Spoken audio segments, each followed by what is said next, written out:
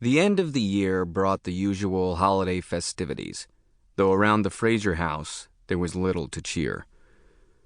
Mrs. Fraser went through the motions of decorating a small tree and wrapping a few cheap gifts and baking cookies no one really wanted. As always, she kept the Nutcracker running non-stop on the stereo as she gamely hummed along in the kitchen as though the season was merry. Things were anything but merry. Mr. Fraser had moved out 3 years earlier, and he wasn't missed as much as he was despised. In no time, he had moved in with his young secretary, who, as things developed, was already pregnant. Mrs. Fraser, jilted, humiliated, broke, and depressed, was still struggling. Louis, her younger son, was under house arrest, sort of free on bail and facing a rough year ahead with the drug charges and all. He made no effort to buy his mom anything in the way of a gift. His excuse was that he couldn't leave the house because of the court-ordered monitor attached to his ankle. But even without it, no one expected Louis to go to the trouble of buying gifts. The year before and the year before that, both of his ankles had been unburdened, and he hadn't bothered to shop.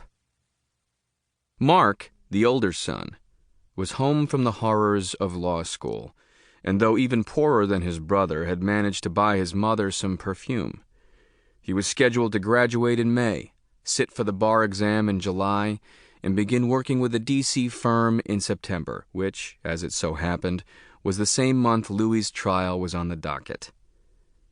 But Louis's case would not go to trial for 2 very good reasons.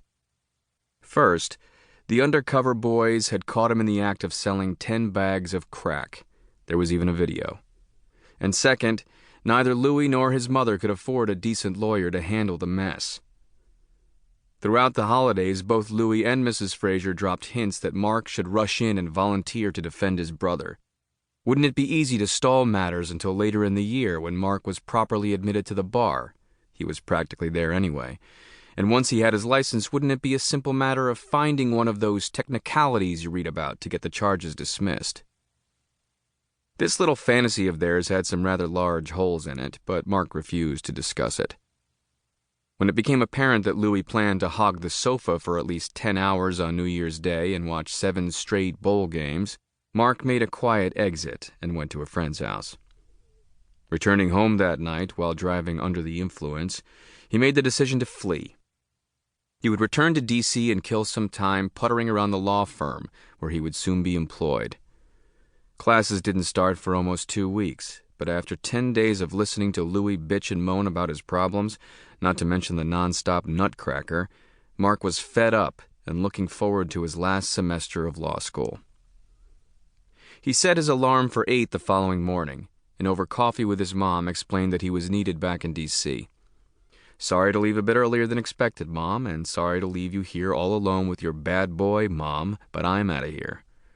He's not mine to raise. I got my own problems." The first problem was his vehicle, a Ford Bronco he'd been driving since high school. The odometer had frozen at 187,000 miles, and that had happened midway through college. It desperately needed a new fuel pump, one of many replacement parts on the urgent list. Using tape and paper clips, Mark had been able to wire and jerry-rig the engine, transmission, and brakes for the past 2 years, but he'd had no luck with the fuel pump. It worked, but at a lower capacity than normal, so that the Bronco's max speed was 49 on level ground. To avoid being clobbered by 18-wheelers on the expressways, Mark stuck to the back roads of rural Delaware and the Eastern Shore.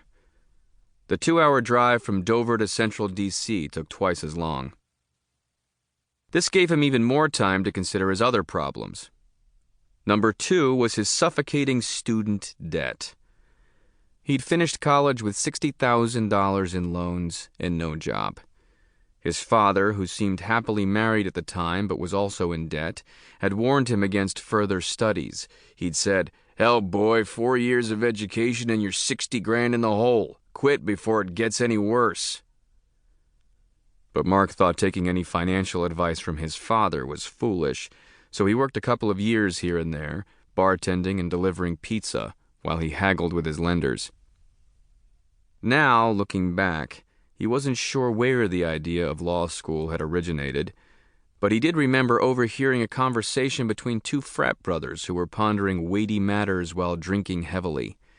Mark was the bartender. The lounge was not crowded, and after the fourth round of vodka and cranberry juice, they talked loud enough for all to hear.